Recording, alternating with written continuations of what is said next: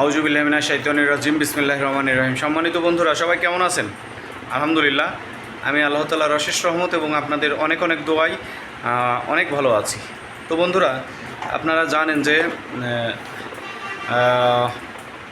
যে সূরা ইখলাস পাঠ করলে অনেক অনেক সওয়াব পাওয়া যায় এবং আল্লাহ তাআলা রব্বুল আলামিন আমাদের প্রিয় নবী, আল্লাহ তাআলার অনেক অনেক প্রিয় এবং আমাদের নবী হযরত মুহাম্মদ সাল্লাল্লাহু আলাইহি ওয়াসাল্লামের মাধ্যম দিয়ে জানিয়ে দিয়েছেন যে একবার যে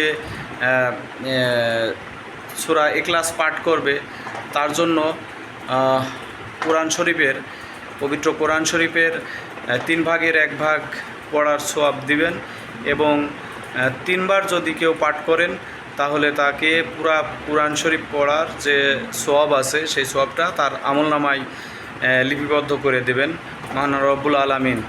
তো এবং অপর হাদিসেও কিন্তু এমন আছে যে 10 বার যদি কেউ সূরা ইখলাস পাঠ করে তাহলে কিন্তু তার জন্য আল্লাহ তাআলা রব্বুল আলামিন নিজে হাতে বেহেশতের ভিতরে একটি ঘর নির্মাণ করে দেবেন।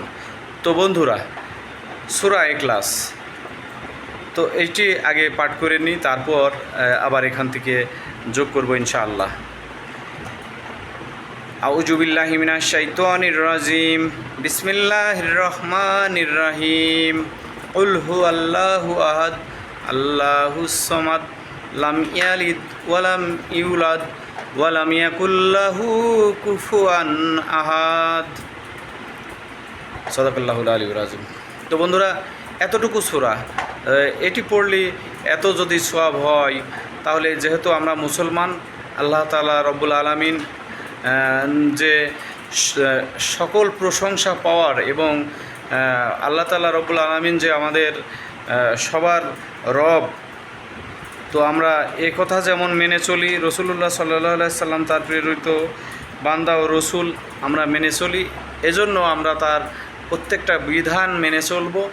এই যেটি বললাম যে আমরা হয়তো দুনিয়ায় যে কাজ করি না কেন, একটি ঘর নির্মাণ করি, কত সুন্দর সুন্দর ঘর নির্মাণ দেখেছি আমি, অনেক জায়গায় দেখেছি যে সুইজারল্যান্ডে অনেক আছে, অনেক সুন্দর সুন্দর ঘর ভিডিওতে দেখেছি, অবশ্য যাওয়ার সৌভাগ্য এখনও হয়নি। তো সেখানে কত সুন্দর সুন্দর ঘর নির্মাণ আছে। আবার সৌদি আরবে কত সুন্দর সুন্দর ঘর নির্মাণ আছে যে আমরা থাকার জন্য যে বাসভূমি, বাসস্থান তৈরি করি, এর আদলে তারা তৈরি করেছে। তো আপনারা দেখছেন, জানেন যে একজন যদি 10 বার পবিত্র কোরআনুল কারিমের এই সূরা ইখলাস পাঠ করে তাহলে তার জন্য এত এত ফজিলত আল্লাহ তাআলা রব্বুল আলামিন মানে তার নিজ জিম্মায় একটি ঘর বেহেশতে বানিয়ে দেবেন। তাহলে দেখেন সেই ঘরটি আবার কেমন, সে ঘরটি কত ভালো এবং কত দর্শনীয় হতে পারে। তো আসুন আমরা প্রত্যেক দিন 5 ওয়াক্ত নামাজ পড়ার সময় যদি মনে করি যে আমরা 2 বার করে, মাত্র 2 বার করে সূরা ইখলাস পাঠ করব, এটা তেমন কোনো কিন্তু বোঝা হবে না হয়তো কারো কাছে।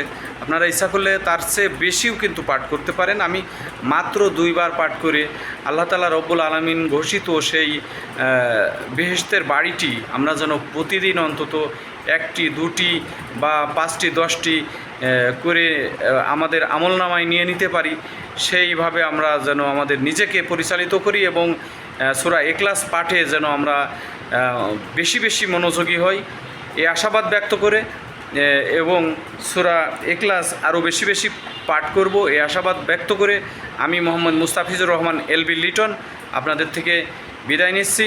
ওয়া মা তৌফিকি ইল্লা বিল্লাহ। আসসালামু আলাইকুম ওয়া রাহমাতুল্লাহি ওয়া বারাকাতুহু।